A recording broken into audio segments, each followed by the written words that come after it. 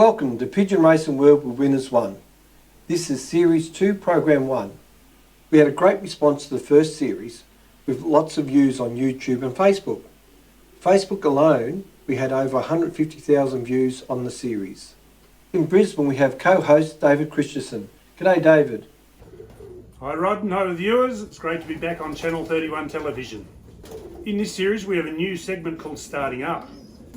Rod, some special guests and myself will give a guide to the basics to keeping and racing pigeons. Yes, David, Starting Up is going to be a great series. We'll cover the ABCs of pigeon racing. Then if you like to race pigeons, you can join up in a club with confidence. This week in Starting Up, we'll be looking at race lofts, and Charlie Gretsch will kick us off looking at some ideal lofts for the beginner.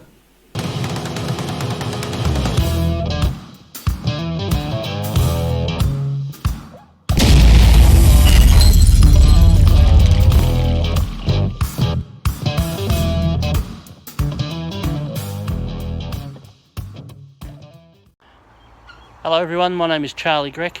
I'd like to show you one of my lofts. This is a loft for my 2 and 3 year olds. It's only a small loft. This loft here is 3.5 metres long by 2.4 metres wide. I put about 30 birds in here, 2-year-old, 3-year-old birds. It's a little loft that you can convert. Put a little divider in the middle, and you can race your hens and your cocks throughout the season. And it's a good starting point for any new flyer that wants to race pigeons. Easy to take care of. As you said, there's no perches in here. The birds have actually got their own little boxes that they perch on. They're quite happy. So the rest of them are out at the moment. It's got a little trapping section. Landing board, ideal for a new beginner, even long term, nice and neat, and should have a lot of fun in it.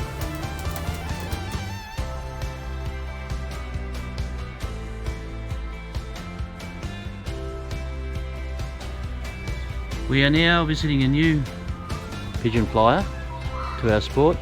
This little loft has been converted from a little garden shed. It's 1.5 metres by 1.5 metres with an aviary at the front, which I'll show you. The aviary is again 1.5 metres by approximately a metre wide. It's got a little set of traps up the top. Ideal for 20-25 pigeons. Let's have a look inside. One of our new guys in front of his loft is going to show us inside. As you can see, it's a nice little loft for a beginner. There's the birds there. There's the perches there on the wall. Got his nice drinker. Fresh water every day. Nice and keen. The birds looking magnificent this time of year. Pretty well looked after. Easy to look after with a small amount of pigeons. Birds in the aviary. Enjoying the sun.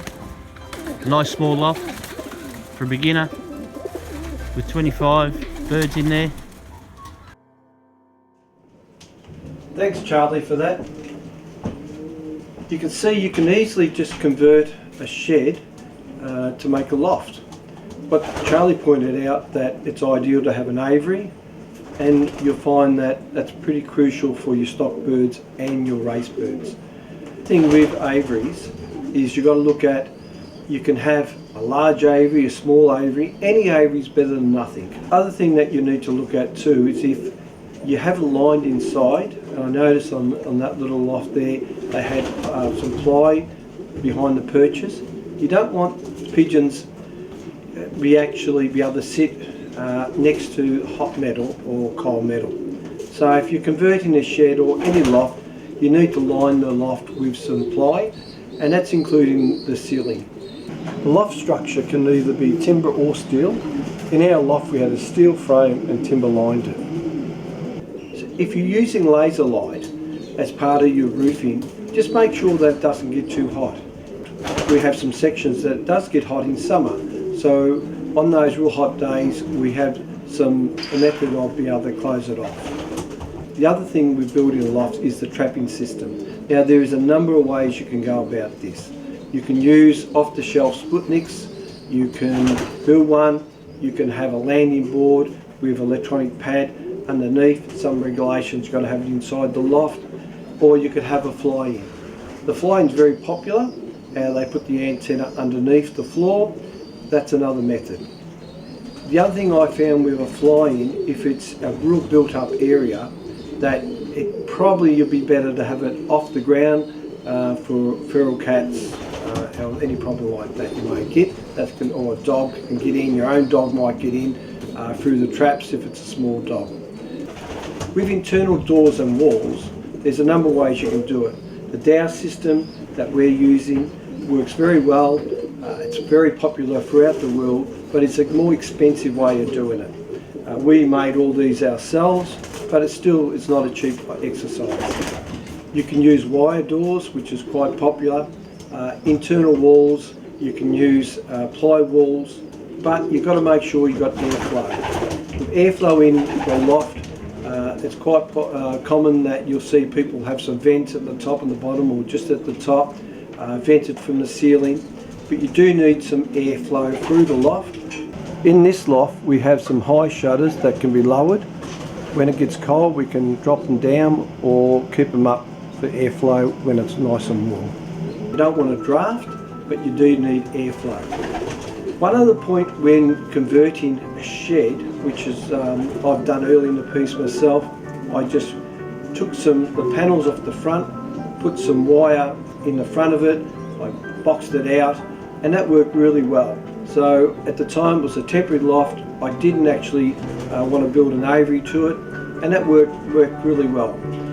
Now the most common way of floors is to have a timber floor or a concrete slab poured and then build the loft on top of that.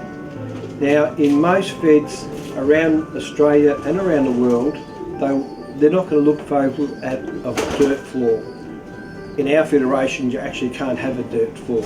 So look at the flooring. You might have an existing slab that you build the loft on top of, or you might put a ply or timber floor down and keep it off the ground. The other option too, which you see a lot in the hot, humid conditions, and I see a lot in China and the guys in Queensland have it, is grate floors.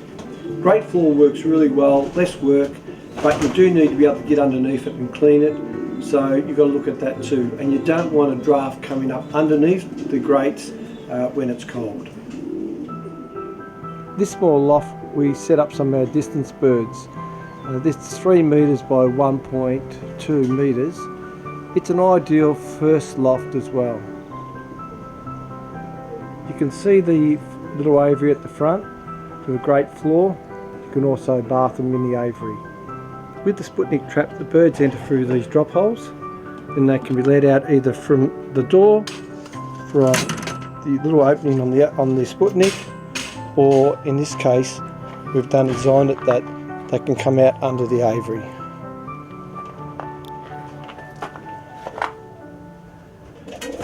It's always important to have more perches than you have pigeons. With this loft you can hold around 30 birds. We also have bigger perches at the back, so we can pair up a few when it comes to the long races.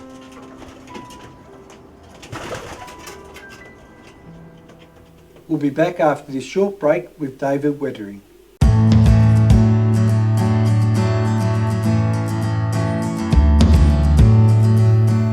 This week we travelled south of Melbourne to visit David Wettering. David races with the VHA and has had exceptional results.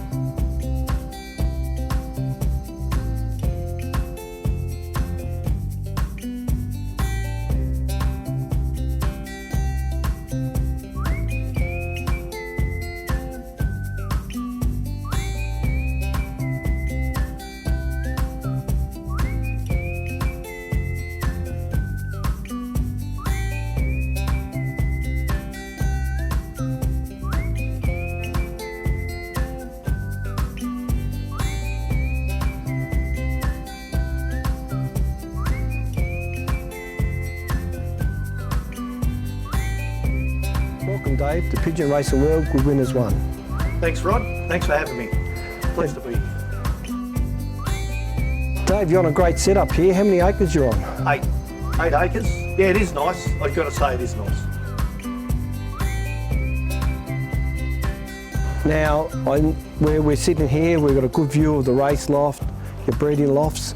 Tell us a little bit, firstly, about how long you've been here and has it taken a while to set up? Yeah, I've probably been here 7 or 8 years. I've been in this area all my life. Before here, I raced 2 kilometres south of here, of which I built that loft there, because I always knew I was going to move down here somewhere. And then when it came time, we put it on the back of a truck and brought it here. Well, we're going to have a good look at the lofts after, the race loft and some of your birds. But now, to most Australians, they know who Dave Weathering is. Right. I don't know about that. Oh, Probably know my dad, but yeah. And I know your dad. Yeah. You mentioned that. Can you tell us firstly a little bit about your dad, the history, the legacy he's left, and yourself, and also your son races too? Yeah, Dad was a king. Everyone knows Dad. He was coming out from Holland and the typical Dutchman. Got pigeons as soon as he could and was just lucky the pigeon club was around the corner. Just pure accident, that's the way it went. Dad was absolutely fanatical. There was nothing else in his world than the pigeons. And I was brought under that regime, so I had a good master, but I always said, when it comes my time, I'm going to do other things in life as well, because that's all Dad did in life. And that's why he was so good at it. Won 4 feds in 1 year that hadn't been done before. Produce derby and a couple others. He loved the produce, had the record, so that's what I set out to try and get his record. He was just a fanatical pigeon man. Some of the ideas he'd have that I learned off him, like with the widowhood and things like that, amazing, amazing. Now, how old was Dad when he came to Australia? He actually came chasing a woman. That's what we all do at some stage in life. I think he came out when he was about 22, something like that. That didn't work out. Then he met my mum, and before you knew it, they had a house and he had a pigeon loft in the garage. Now, which area was he racing? Noble Park. It was always Noble Park. Raced really well there, then realised our winds are predominantly westerlies, so it suits more on the eastern boundary. So he decided in 1990, he's selling the house and we're moving to Endeavour Hills to get the advantage of the winds. So I was 21 then, and I said, I'm not moving, I'll buy the house. So I bought his old house, and I had my own business then, and he went to Endeavour Hills to enjoy the trade winds with a lot of other people. Since then, they've all gone Cranbourne way, but that's how fanatical he was to get that little edge. And then towards the end of his lifespan, he was talking about moving again down Pearsdale way, because we extended the boundary to try and get those trade wind advantage again. I'm not that dedicated. I love the birds and I am dedicated, but not that. I'm happy in this area where I am. This is where he originally was. I'm happy racing here. Now, your dad was known for having imports early in the piece. Yes. Can you tell us a little bit about those? Yeah, originally he had the Delbars and Jansons, and then fanatical about his Jansons. Loved breeding them, breeding back to the Galoga, the Merrick 67, all those sort of pigeons. And he got really good results with them. The Delbars were really good to him at the start, but then he got the Jansons and he realised the Jansons were faster. So there was no emotional content connection with the breed. He'd move them out and he'd bring the next lot in straight away. And that's what he did. He developed his Jansons over years and years and years. Because there's a thing that people talk about Australia is weathering Delbars. Yep. But I think a lot of those don't realise they might have been half Jansen or Jansons anyway. The originally was 6 pigeons, what they come from. That whole empire was from 6 pigeons. A lot of them was a blue bar cock that was very good, 29010, beautiful blue bar cock. And a gay pied hen, she was very, very good too. But pretty well all of them niched straight away. And Dad was winning nearly all the sprints with them. And some of the flyers up in the long distance flyers got him in Diamond Valley, and they were winning over 500 miles straight away, 5 and 6, which they're just a versatile sort of pigeon. Now, your son Jack, he races. Yeah, Jack races. He was as fanatical as me growing up. It was really good that we spent a lot of time together racing the pigeons together on a Saturday, tossing. he's got one of the greatest stock sense of breeding pigeons I've ever seen in a person. Now, I'm not saying that just because he's my son, but I've had other people here that are fairly know what they're on about. And when he was 14, he was telling about pedigrees, and one of them turned to me and said, I can't believe this. This is like a 60-year-old man. But now he's 20, he's an electrician, he's finding women and life. So he's still a little bit into it, but he's backing off. I think he's going to do exactly what I did. He'll leave it for a few years, and then it's always in you. You come back, and then he'll start racing. The Australian Racing Pigeon Journal has been an interesting educational read since 1993 and still a significant way to keep abreast of the sport of pigeon racing. In each exciting monthly magazine, editor Jeff Howe brings together Australian and international articles. Join pigeon fanciers throughout the world who subscribe and enjoy the Australian Racing Pigeon Journal.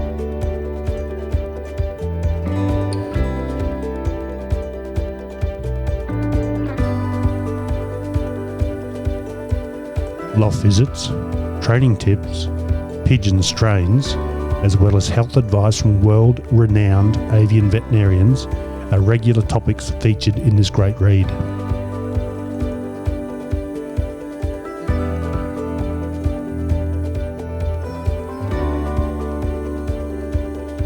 There is nothing better than keeping a quality magazine on the shelf to read anytime.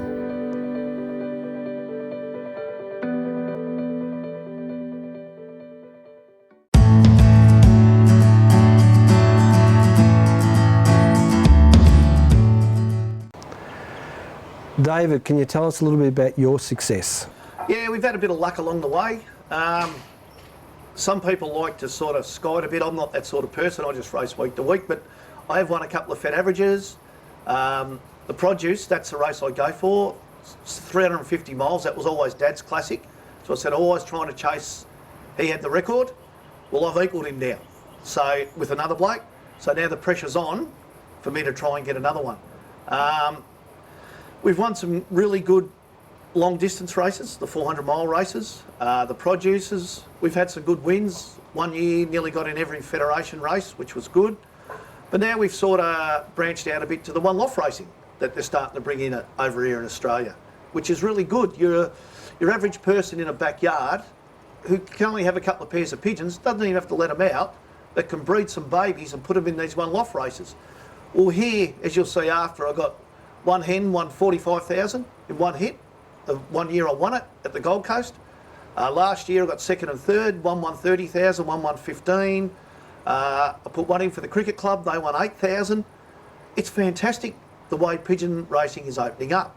For your average person, if they think they're disadvantaged where they live, put some into one loft races. And we've got more and more starting every day. As you well know, in China, they're everywhere. So I just hope we've got enough people to keep doing the one loft races here. The more one loft races is better because, as I said, a person may not have the time to race, may only be limited to their loft size. That's right. And they can be involved. So we have a number of good one loft races now in Australia, and some races which are money races, but most of them are to your own loft. But let's hope to see more. We do, and they're so professionally run now, like the Gold Coast and the one that Steve Gazzola's running. It's all online. So your pigeon's got a little tag on it, and you can see every day where that pigeon is finishing compared to the other 700-800. And then you got 3 or 4 races of good money, 8,000, 10,000, and they pay down. So I got a few people in the cricket club, which all my boys are in. They've syndicated one. There's 20 of them, and they follow it. They've named their pigeons. They're just looking forward to having a drink on the day, watching the birds come in. The same as horse racing. If we can promote that a bit, I think it's good. Now, as you know, this series goes to C31 television. Now, if there was a non-pigeon flyer watching the show thinking, gee, this seems all right, how can you go about obtaining pigeons, getting involved with these one loft races? What would you suggest them to do? Very simple. The first place where he buys his pigeon food will even put him in the right spot. If there's a fodder store somewhere, they will know someone who's got pigeons. Look in their local Google, is there a pigeon club near me? And I guarantee the people will help him out straight away. Even if he hasn't got time to race, someone will help him build a little loft and get a couple of pairs of pigeons. And if they're in Melbourne, there is Pigeon Race Victoria. They can contact them. You've got the Victorian Homing Association, you've got the Western Fed, you've got the Greater Melbourne, you've got the VRPU. There is, if you just Google pigeons, Melbourne, I think different sites will come up. And if you contact any of the individual federations, I'm sure they will put you in tow with someone as well. Bend over backwards. A chap down the road from here, about 10 k's from here, raced years ago, retired, now is getting back into it, lives in a little block. He come to us at the Victorian Homing Association 18 months ago, just came in one night of basketing. Well, before you knew it, he's got 10 pair of stock pigeons, someone's given him a clock. That's what he said to me, I can't believe the help I've got to get started. Everyone's with me, and that's what it's like. Pigeon racing's a sport. That's what you'll find, even if you only do the one loft races, it is a sport. You make lifelong friends. I've made lifelong friends in pigeons who have got out of pigeons, and you're still best friends, both local and international. Really, it's like all sports, cricket, footy, it's the same thing. Now this program also goes out on Facebook and YouTube, so if you're outside Melbourne and you want to be involved with one loft race, there's another opportunity too. If you contact any of your federations, contact anyone, they will put you in tow with the different lofts and the different races, and you can get involved. So anyone that's watching the show, if you want to be involved, if you've got birds, great. If not, I'm sure people is around there, they can help you out setting up. That's right. And get into the sport. And you'll meet some new people and have a bit of fun along the way. And that's what it's all about, enjoying it. Now, you have very good quality birds. You've outsourced birds overseas and within Australia. Can you tell us a bit about your lines that you've carried on your current breeding lines? Yeah, when I got back into pigeons, I could see Dad was at the end of his career health-wise. So I thought the only thing that you could talk to Dad about was pigeons. So I'll get some pigeons. That's time I was racing greyhounds, full bore. I thought I'll get a couple of pigeons in the backyard just to race a couple so we can keep in contact. So I was lucky enough, some good pigeons became available. The one was at Grenville Evans sale, Braveheart, at his Sydney sale. Sourced him and a Cassart hen from the Lou brothers, which everyone knows about, and a Hooban cock down off the Alamarcan pigeons. And I started with those, just a couple. Well, they kicked off straight away. They really got me to the top within 2 years. So then you've got to keep adding to your gene pool. So bred down off them. Then a couple more Cassart pigeons I brought into the loft. Some Peter Veenstras along the way. Joss Cummins along the way. And now I'm trying a few Joss Stone pigeons a lot to try with them, and a few wood spearings just to try with them, as well as a couple of local ones to add to the gene pool. In the last few years, what's been your biggest hit rate on breeding, particular breeding line, or is it across? No, well, it's funny you say that. You look at the Gold Coast pigeons now, they're probably 4 generations away, 5 generations away from those original pigeons. And you can look at them and say they're bits of all the new stuff, but there's a little bit of sort of line breeding in there. I'd have to say Da Vinci was a very, very good cock for me from Peter Veenstra, super bird. And another pigeon from Gert Munnick, Johnny Boy. Now he put the speed in and Da Vinci was the strength.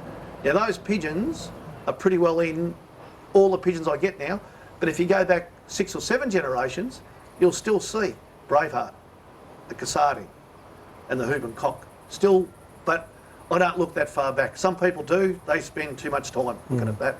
I just look in the last sort of 3 or 4 generations and go from there. Are you one that tends to breed more to a cross, to a line bred, to an inbreed for stock? What's your methods? The first one is winners. You've got to have performance in there, but I do like, if I get a really well performed pigeon, inbreed to it, stock one of them and then outcross it to something else. I do think I've had some really good success doing that. Inbreed, stock, outcrossed another one that's inbred. But you still got to inbreed to champion pigeon, because you're not getting any other genes in there, and if they're not much chop, they aren't going to improve. But when you do get one, you get one. So the bird doesn't have to win a race it's got to have background obviously of performance, but you will breed for stock, just go straight into stock loft. Not very often, Most of them, the really good winners go in, but every now and then I do, especially if one's getting old. I'll pair it, daughter, son, whatever, and stock one of those. Go on a gut feeling. But I do like performance there all the time. But you have to do that sometimes to stock them the first generation to see how they go. And I've had great success. Have you had over the time, say, a good pair that you might have spent a bit of money on or purchased, hasn't done much, but you've kept it young and it's performed? Has it skipped a generation? Have you ever found that, or you haven't got to that stage? Well, here they don't really get to that stage. I'll give them to friends or whatever. Say, look, this is what they are. I haven't had any success with them. See how you go. Now, they've improved them out of sights. They've won with them. But my argument is the way I progress here is very aggressive, and the ones I'm breeding here are still faster than them. Now, they're winning, which is good, but I do believe it does skip a generation. But how many pigeons do you want to keep? That's what it gets down to. Yeah, I like performance. Now, when it comes to racing, do you find that, do you follow more the feeding methods of overseas, or you're more of the old traditional Aussie feeder? Pretty well, always for years when Ian McKay was still there, his high carb mix. That was my base mix, sort of all the time. And you might add a little bit of protein to it, a little bit of safflower or a bit of Milo along the way. That's basically the way I do it. But the secret is get good pigeons. Road training, what do you do there? I try and race very hard, is what I do. So the ones that race, they obviously have a week off, but the other ones normally get a decent fly on a Sunday morning. We've got a few friends that we sort of pull the unit, and then on a Tuesday or a Wednesday, I'll try and give them a short toss, just a confidence booster, and that's pretty well the routine that they do. That'll hold it, unless you've got the gut feeling that they need a bit more or a little bit less, and then you might give them another toss, or you might say they don't need it, sit. That's what I've seen is the difference between a champion flyer and a good one. A good flyer can't pick that, but a champion flyer can. And I've seen some good ones over the years that could work that out. You fly from here. You just, your heart, what you think it is. You race with the Victorian Homing Association. They have bird limits, and although Jack and you race two teams, a team each, as separate bodies, to the one loft, do you find that those restrictions of bird numbers hindering getting birds fed, or you just got to put more road work into it, or can you back them up and your team's not big enough that you can get them away? I seem to be able to get them away. Just seems to be what I do. I can get them into a 500k race and go super without really getting the road work in. It would be nice to send more away, it would be, but that's a whole lot of politics in that one with the pigeon people. So even if someone wins a race and has 5 pigeons together, someone else supposedly runs second, but he's really beaten by the 5 pigeons, so he kids himself that he ran second, but that's just the way I look at it. Your pigeon should get the accolades that it should get. Because a lot of people outside of Australia wouldn't realise that in most of our short races there's only one bird clocking. Yeah. In some federations along the races there's 2 bird clocking. So when you see a result you might drop 4 together. That's but right. only pick first or second or third wherever you're placed.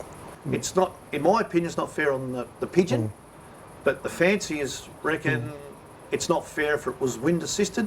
But I just want to get the most amount of pigeons in the race to beat the most amount of pigeons and finish where you should finish. That's the way I'd like to see it run, but it never will because people don't like that. So I accept that.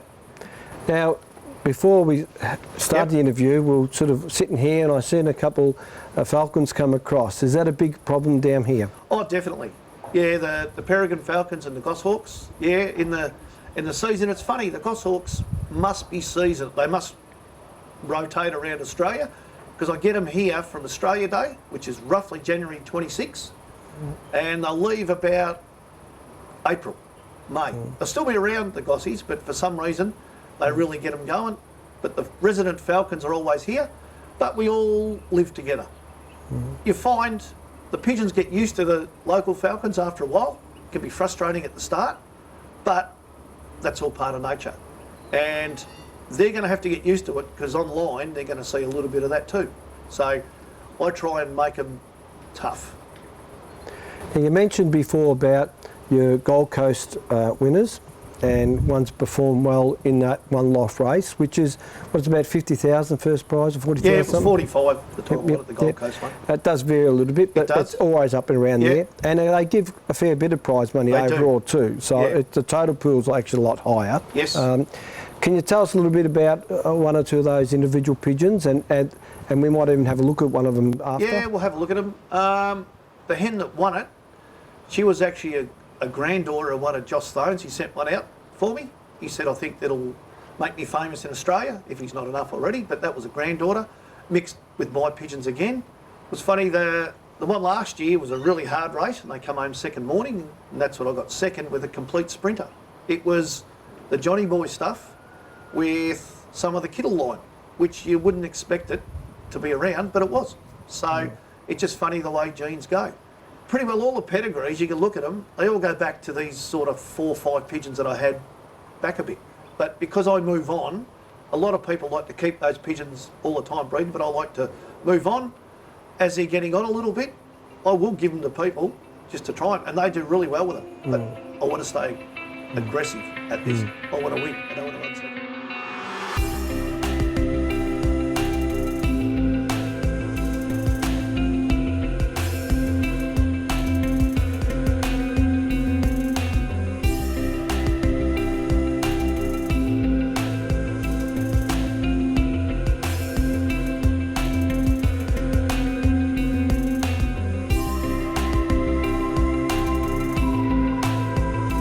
This hen here won the Gold Coast race. She won, I think, 45,000 in one hit, which it's not too many greyhounds or racehorses even win that. Now that's her. The one next door I'll show you. That was a couple of years ago. Last year, the hen next door ran second. She won 30,000, and the same year I got third as well with that one, and that won 15. So here you've got nearly 90,000 in prize money out of 3 pigeons. Now, anyone in their backyard can get 1 or 2 pairs, breed them, put them in for very little cost, and it's a luck of the draw like a racehorse or a greyhound. So I do think pigeon racing is really on the up. So this hen here, she ran second in the Gold Coast race last year.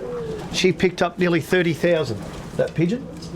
The same again, the breed, they're all connected with 1 or 2 pigeons in their ancestry. Pretty well just a mixture of pigeons that I've made, which I'm trying to develop a good one loft pigeon.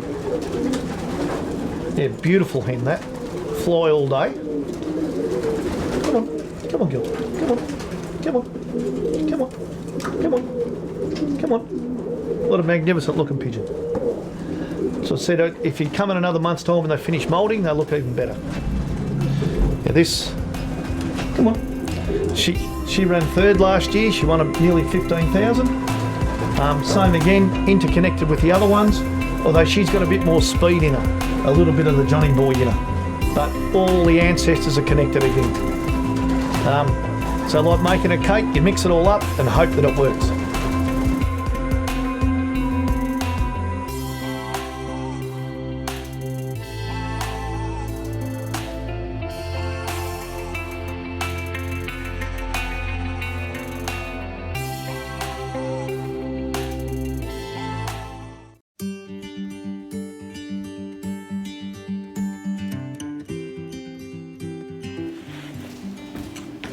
Yeah, g'day guys, Richard Clement from the NCF Federation in Newcastle, flying partnership with my father Malcolm up here, and just wanted to comment today on a product that we've been using over the last couple of seasons called Protein Plus, which we sourced from Winners1 in Victoria.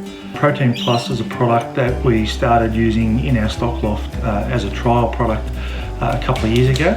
We were interested in how we could ensure that when our youngsters had those last few days in the nest before they went into the race loft, and as they went into the race loft didn't lose any body and condition, and we found that the product was particularly helpful with that, and we were very happy with our first trials. We used it then a little bit more in the stock loft and found that over time our pigeons, particularly as they went into the 3rd and 4th round of breeding, weren't losing body and were still in really good condition at the end of the breeding season, so that was really a positive for us in the first year. Last year we used it in the race loft for the first time. We found it to be a really good product to help put condition back onto the birds and to help the birds build back up a little bit quicker than what they probably previously would have, without having to change their feed base too much, particularly early in the week. We've had a pretty successful couple of years up here, winning multiple club and combine and federation averages, and last year particularly was a record-breaking year for us, and we put some of that success down to the fact that we've been able to use this product consistently now, and we'd have no hesitation in recommending it for other flyers who want to try and aid that recovery period, particularly after a hard race or a hard toss.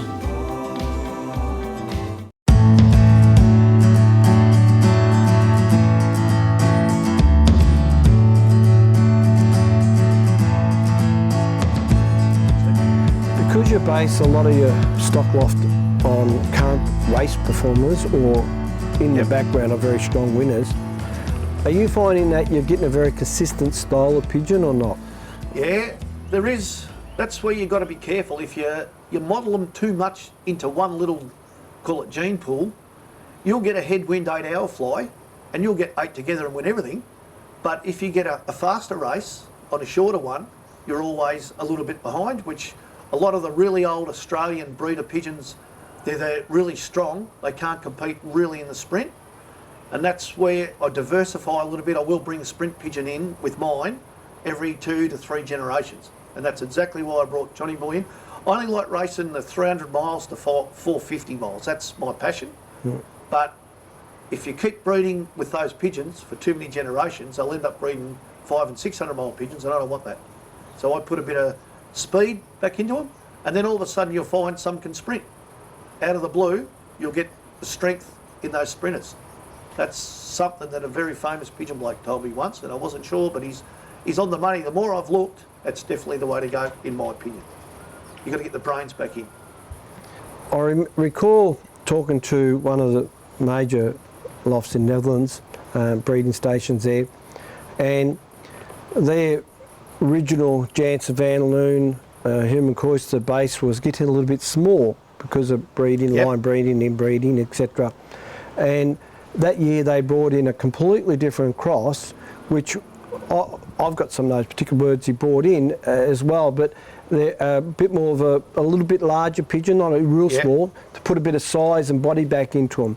Have you found that by bringing maybe a sprinter or something in, that can tend to do that as well? Yeah, it definitely does change the type. Mine are a smaller type pigeon, and yeah, the Johnny Boys can put a bit of length. And Braveheart, he was a longer cast sort of pigeon, not the nicest handling pigeon, but just race machines. And you're right, if that's where a lot of people fall apart. If they inbreed too much, birds will shrink, and you've got to watch that. But I don't like big pigeons either, because they're too hard to condition. Those smaller ones are perfect in my book. The only people that I've seen really like some of the big ones was at, I think, for Kirk over in Holland. They seem to don't mind the bigger ones. They reckon they can take it, but a lot of other people, not fans.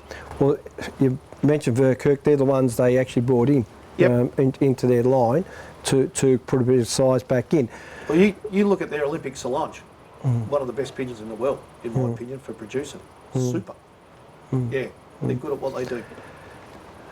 I've asked this question a fair bit. Eye sign. What's your view on eye sign overall? The best eye sign is in the pigeon fancier himself. When he walks in that loft, he's the one that can see what's going on.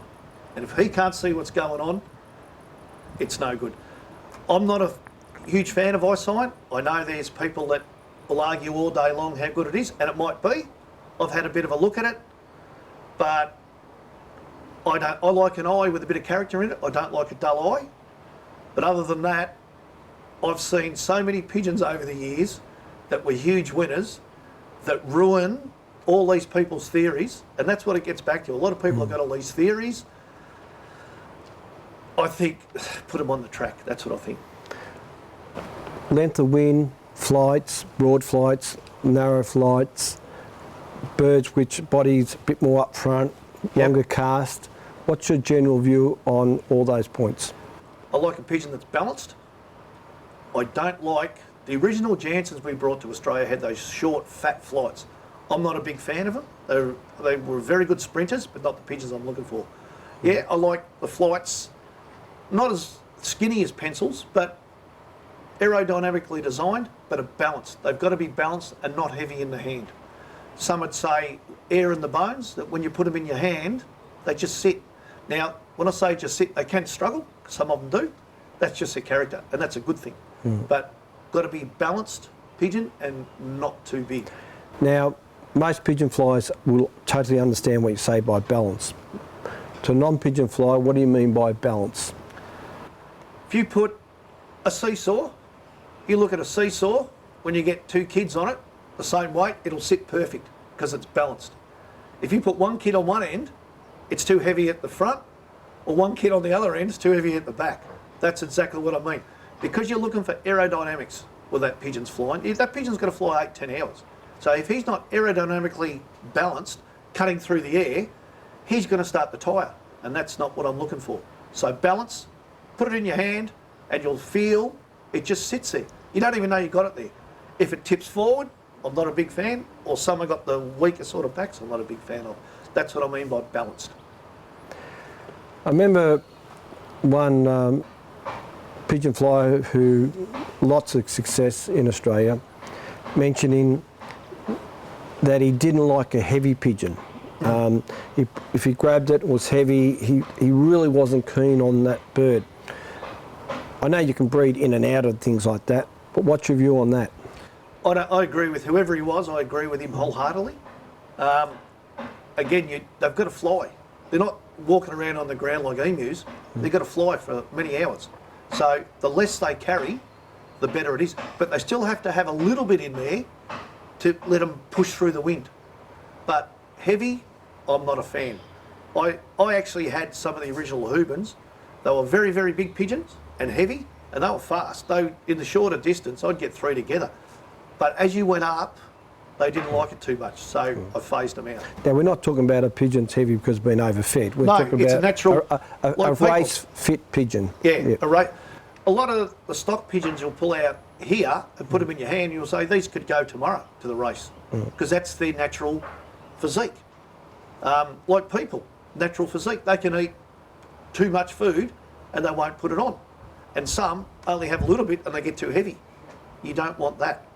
And look at the COVID, yeah, we all put on a little bit. But it is, you get natural athletes will just, they carry their condition. With your race loft design, can you tell us a little bit about how you've come up with this style of loft? I completely styled it on Joss's loft in Belgium, Joss Stone. I went over there, don't want to mention names, but I went over there. He's got a super loft. And I looked at it and I thought, I don't know if this loft would work in Australia completely, but I'm going to copy a lot of the Australian things to make it work. I designed it, I'm always working, I'm never home. I haven't got as much time for the pigeons as what people think. So the loft has to run itself.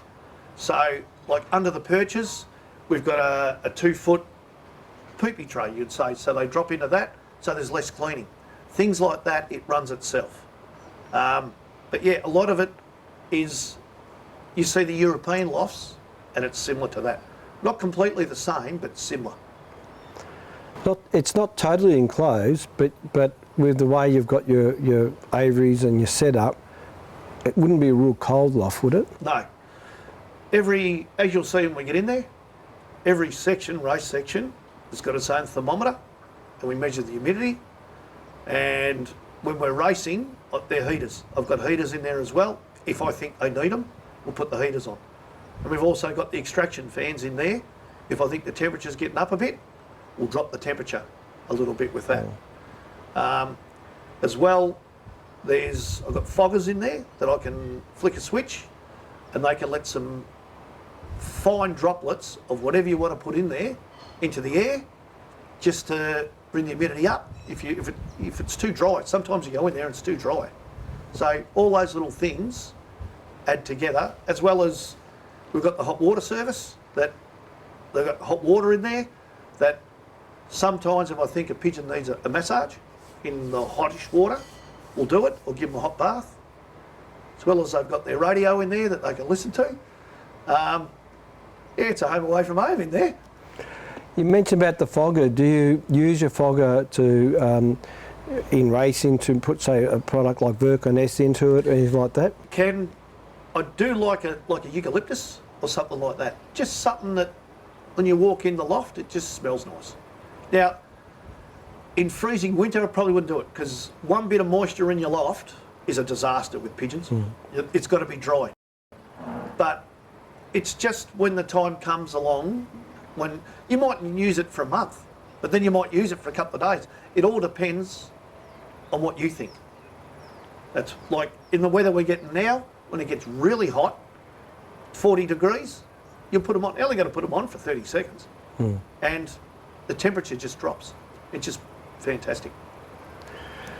Your stock loft itself, and we're not going to spend much time in the stock loft because you're breeding, but your stock loft, they've got a lot of aviaries, it's very open, a lot of area. Do you think that's a key for maintaining your stock birds? I do. I do think, as a lot of the Asian people say, catch every little bit of sunlight and give it to the pigeons. And that's what I honestly believe. Fresh air and sunlight. It's the best natural antibiotic the world's ever made. That's why these are normally pretty healthy and pretty tough, this lot. They don't get anything because it's open air. I think it's the best of the lot.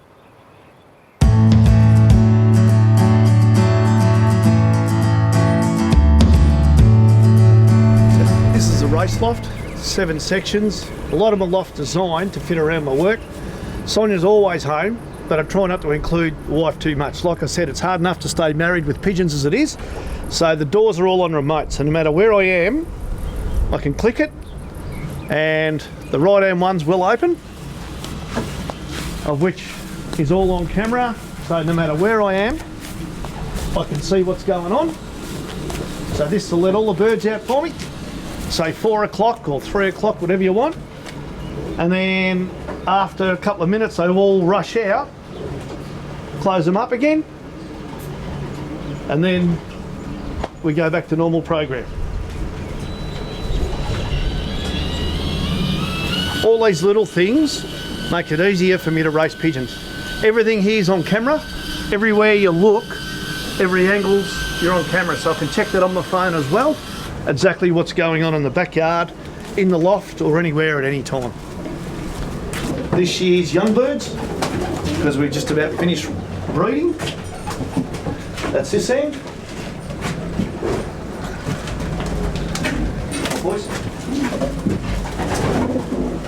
And then the other end is me 2, 3, 4-year-olds, and I think there's even a 5-year-old in there.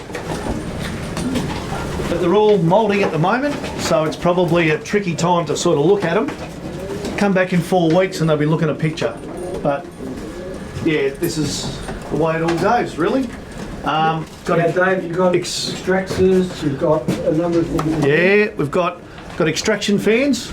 This is what I call it, the old bird's end. That all gets drained out to the other end that way.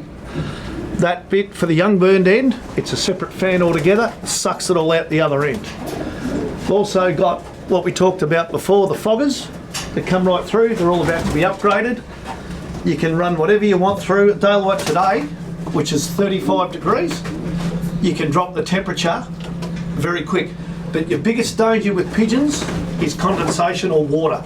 One little bit of condensation, you get disease. So you've got to keep it dry, but that's the way it goes. Every section's got its own thermometer in it and tells me what the humidity is. So we can keep an eye on it.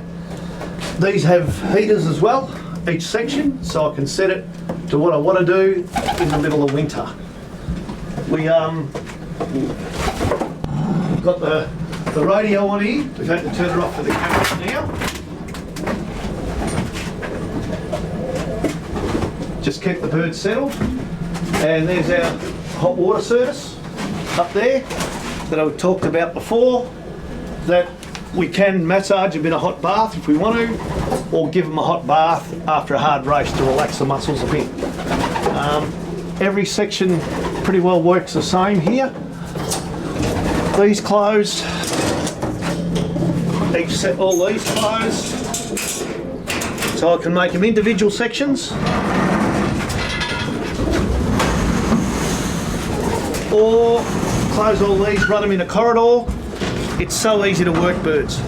Each section's got its own little cage for the front and get shut easy as that, and they can't get out anymore. But on a nice winter's morning when you actually get a bit of blue sky, they're all happy sitting out there. In here, I'll show you how the door's opened again.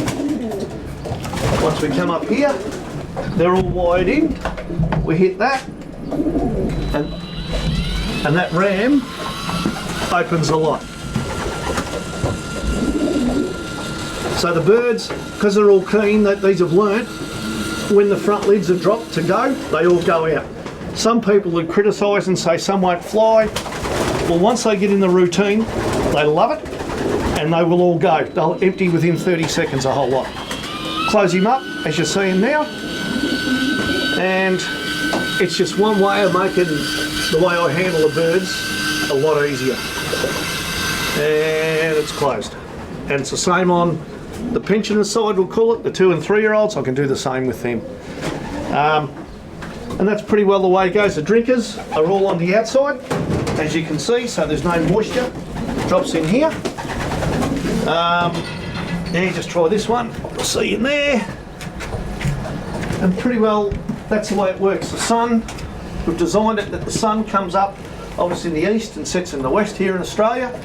So it goes across the front of the loft. I get the morning sun coming through these glass panels on the roof. And when we get to midday, like now, see there's no sun. It hits these, it drops the temperature. Whereas you can see each section, and this one's 36, but I think as we go down it will be less. And because we've turned the fans off because of filming, if we put them on, that temperature will drop again. And today's 31 degrees and it doesn't feel warm in here at all, it just feels nice. It's beautiful loft this.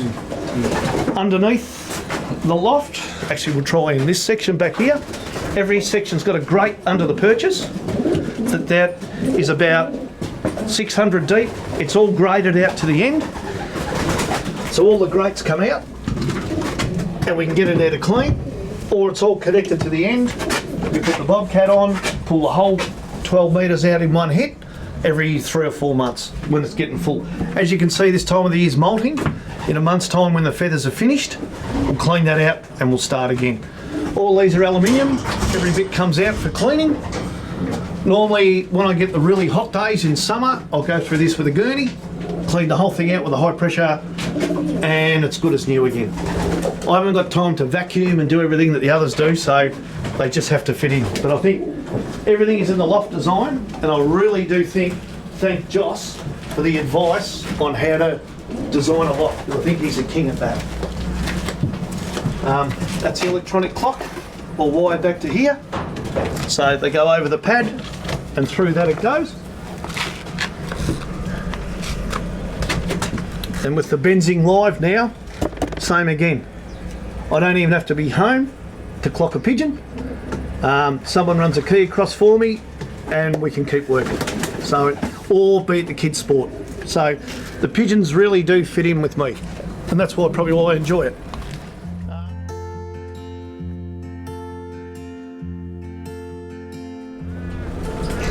Okay, so we'll do the same. About to let the babies out for a bath, so if you watch the door, again, we'll open him up.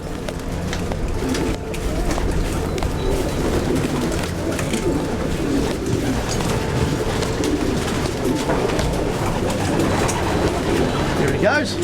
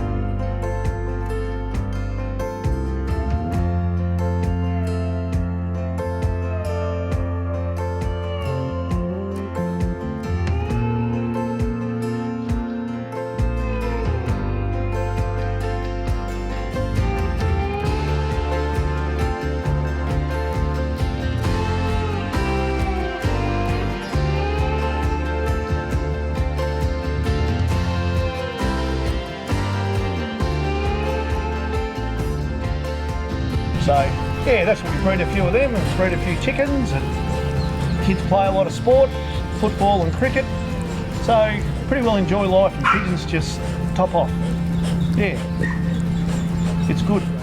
I'd like to thank you, David, for coming on Pigeon Racing World with Winners1. Thanks for having me. It's been a pleasure. I hope you enjoyed tonight's show. I visited David Wettering a few years ago, and he has some exceptional pigeons. If you missed any of our previous shows, you can find us on YouTube, Facebook under Rod Simmons or the NRC, or on the Winners1 website. Good night, David. I'm Rod Simmons. You've been watching Pigeon Racing World with Winners1.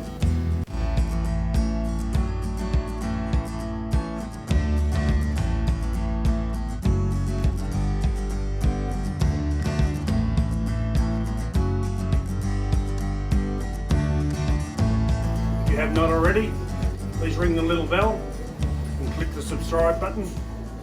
And thank you once again for watching.